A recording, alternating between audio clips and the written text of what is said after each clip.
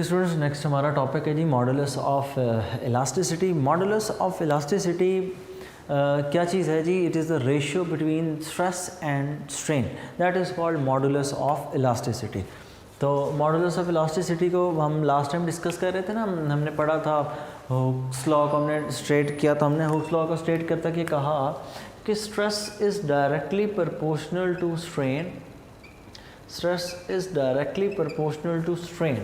सो ये था हमारे पास हुक्स लॉ। जब हम प्रोपोर्शनैलिटी को यूज़ करते हैं तो हम कहते हैं stress is equal to constant into strain. तो यहाँ से अगर हम इस कांस्टेंट को अलग कर दें, that constant is called modulus of elasticity.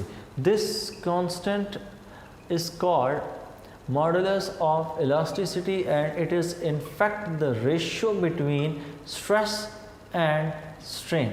stress और strain की रेशियो को मॉडुलस ऑफ इलास्टिसिटी कहा जाता है। और मॉडुलस ऑफ इलास्टिसिटी हमारे पास टोटल 3 है। पहला मॉडुलस ऑफ इलास्टिसिटी है Young's modulus. It is the ratio between tensile stress to tensile strain।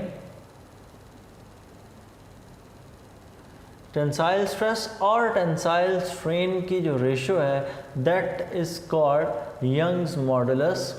ठीक है, और इसके जब आप फॉर्मूला पुट करेंगे तो आप यंग्स मॉडुलस को लिखेंगे Young's modulus is equal to force पर unit area over strain change in length over original length. तो ये इसका प्रॉपर फॉर्मूला यंग्स मॉडुलस का। दूसरा इसमें जो हमारे पास है that is called bulk modulus. दूसरा मॉडुलस हमारे पास है जी बल्क मॉडुलस। बल्क मॉडुलस को हम डिनोट करते हैं के से, बल्क मॉडुलस। और बल्क मॉडुलस क्या है? Volumetric stress over volumetric strain. Bulk modulus volumetric stress over volumetric strain.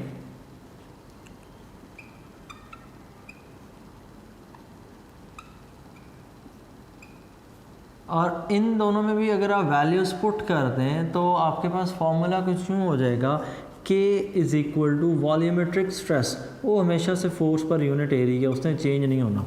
और रही बात volumetric strain, so change in volume over original volume. तो ये हमारे पास फार्मूला हो गया bulk modulus. And now the last one इसमें है जी share modulus.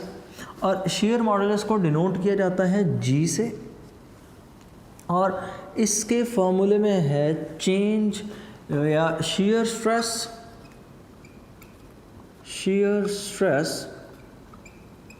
over shear strain। shear stress और shear strain की जो रेशियो है that is called shear modulus and G is equal to force per unit area over, यहाँ पर formula put करेंगे delta A over ए। और अगर आप चाहें तो इसको यूँ भी लिख सकते हैं फोर्स पर unit area over delta A over A को हमने नाम दिया था tan ऑफ एंगल थीटा। तो आप इसकी जगह लिख सकते हैं tan थीटा। अगर आपने गैमा वहाँ पर यूज़ किया था सिंबल के तौर पे तो it's not a big issue, you can use tan of angle gamma.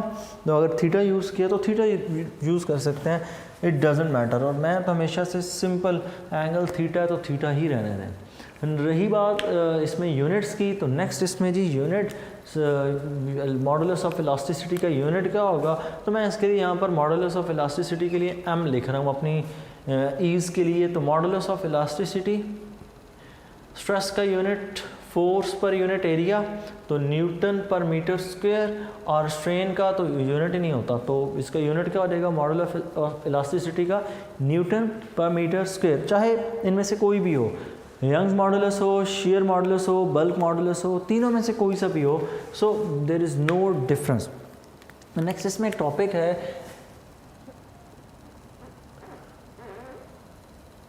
Yield strength. ठीक है।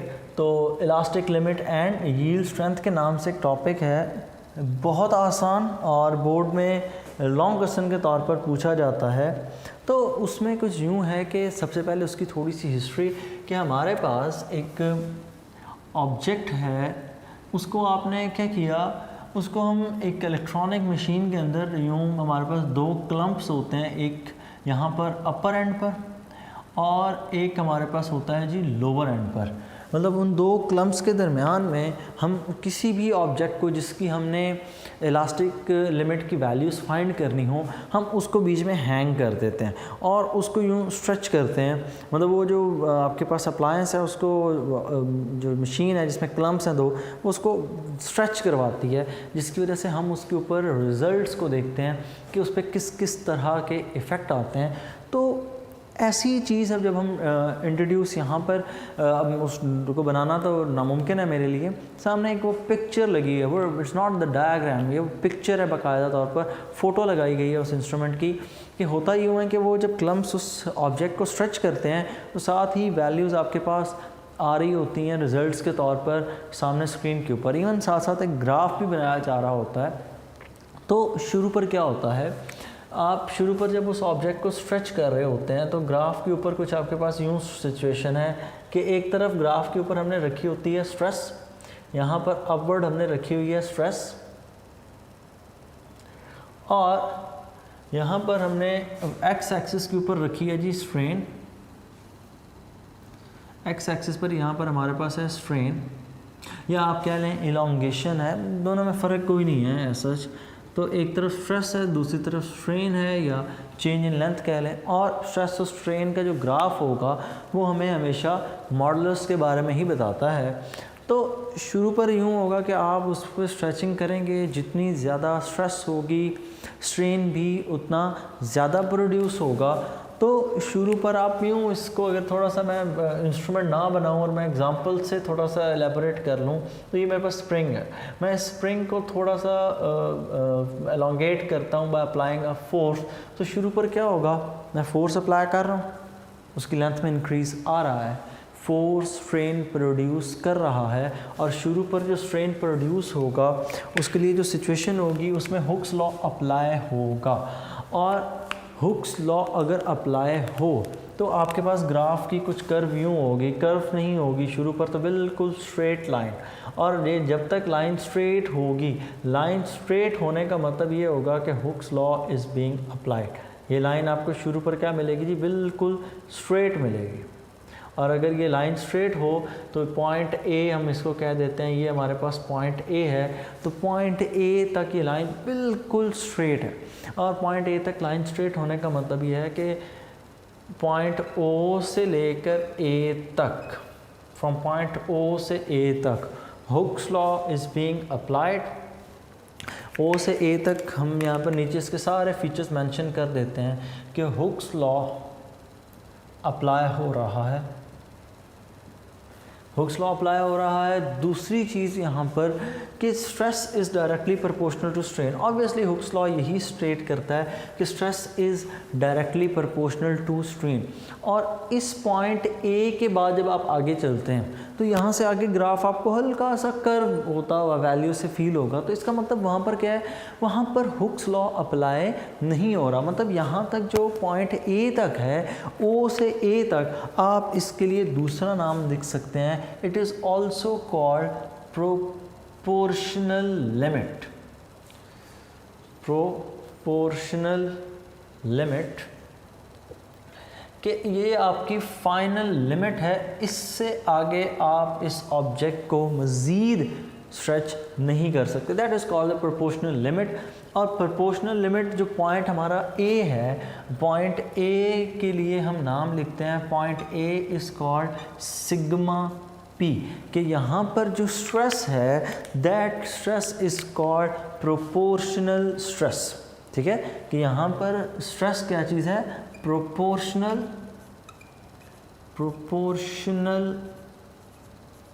स्ट्रेस।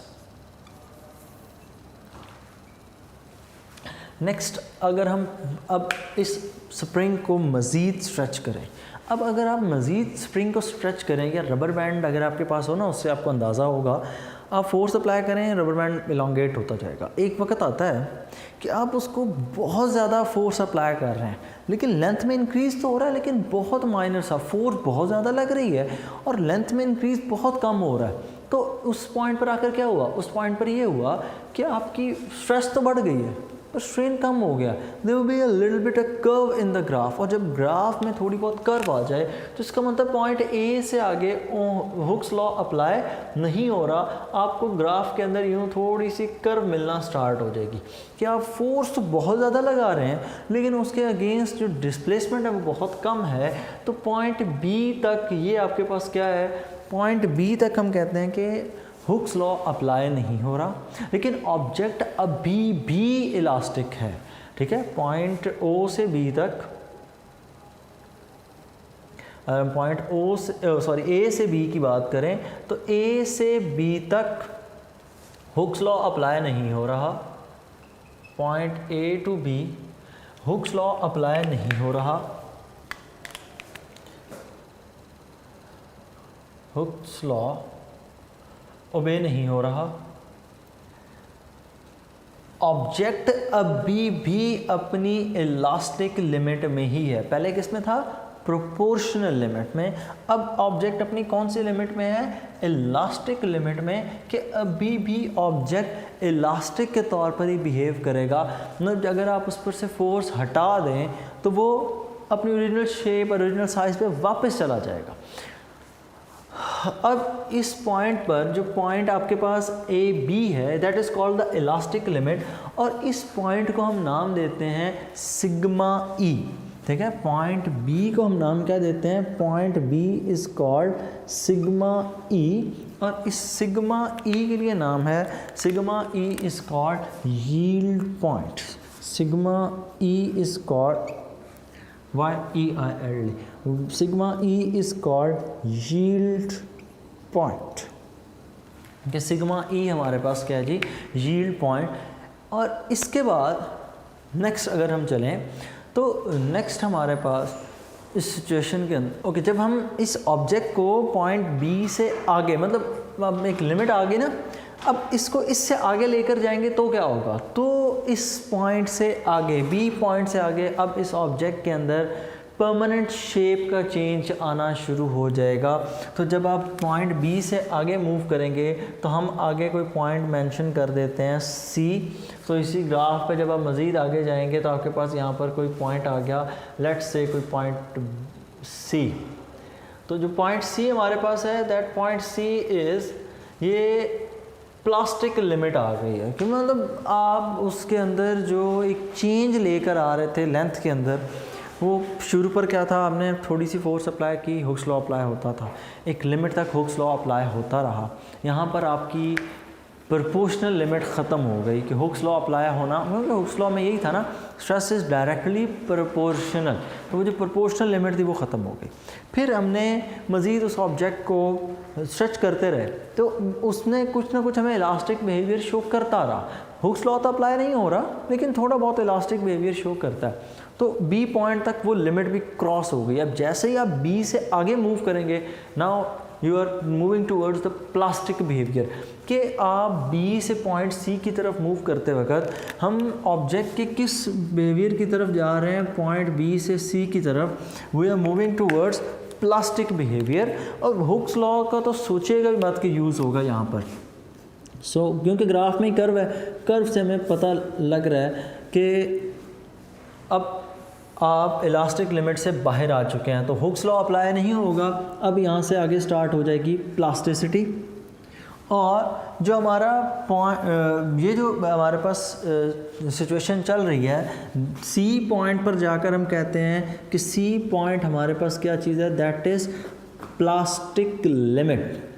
और प्लास्टिक लिमिट के अंदर भी जो हमारे पास एंड पे पॉइंट है उस पॉइंट को हम नाम दे देते हैं सिग्मा एम का, कि ये हमारे पास सिग्मा एम क्या चीज़ है, सिग्मा एम हमारे पास एक वो पॉइंट है जिससे आगे मज़ीद अगर हम चलें तो हम ऑब्जेक्ट को हो सकता है कि हम उसकी उस लिमिट को भी, प्लास्टिक लिमिट को भी क्रॉस करते हैं।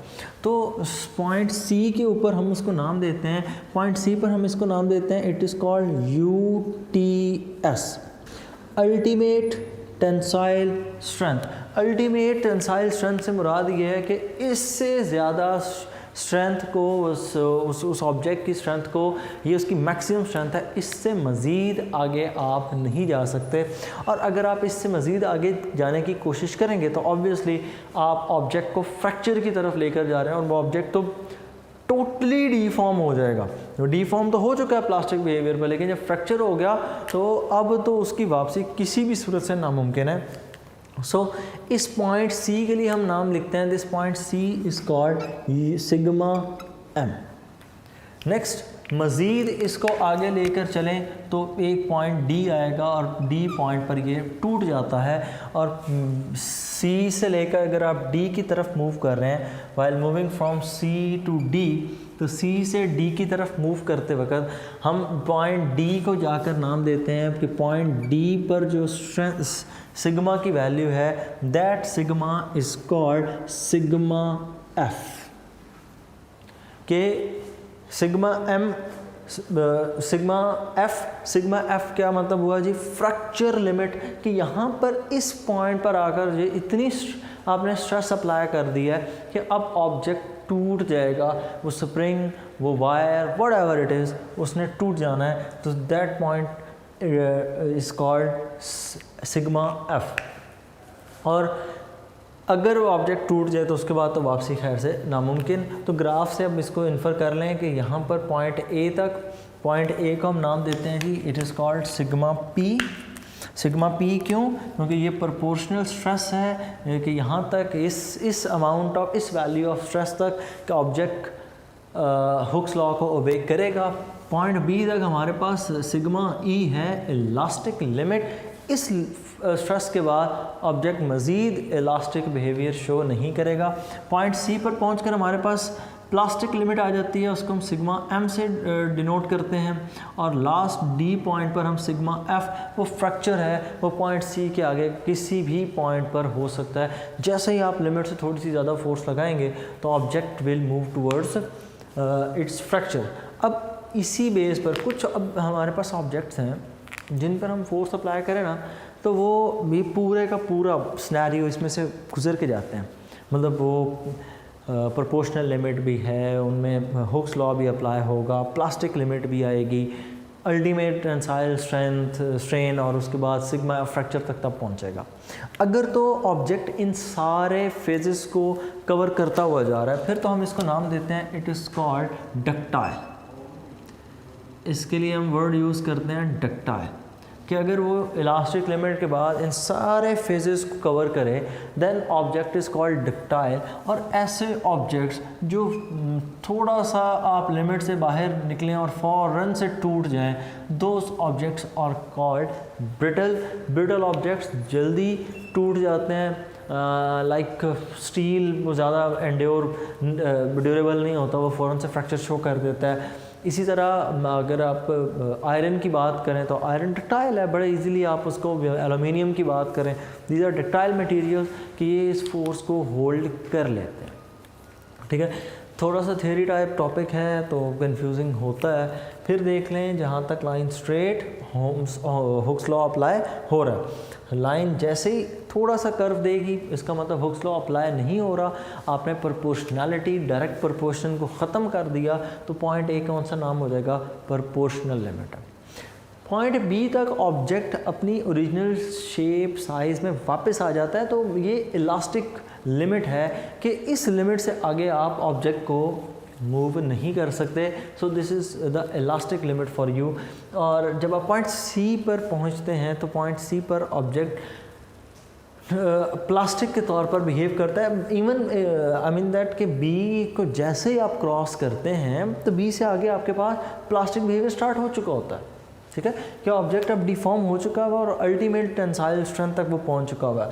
और सी से डी के दरमियान में कहीं पर भी ऑब्जेक्ट फ्रैक्चर शो कर सकता है, टूट सकता है।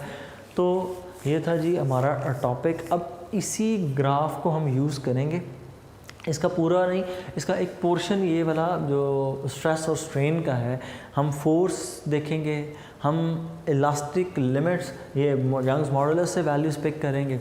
इन दोनों को मिलाकर हम आगे रिजल्ट्स फाइंड करेंगे कि किसी भी ऑब्जेक्ट को डिफॉर्म करने के लिए या उसमें कोई चेंज लाने के लिए हम कितना हमें एनर्जी सप्लाई करनी पड़ती है, और जितनी हम एनर्जी सप्लाई करेंगे उतना ही हमें वर्क डन करना पड़ेगा।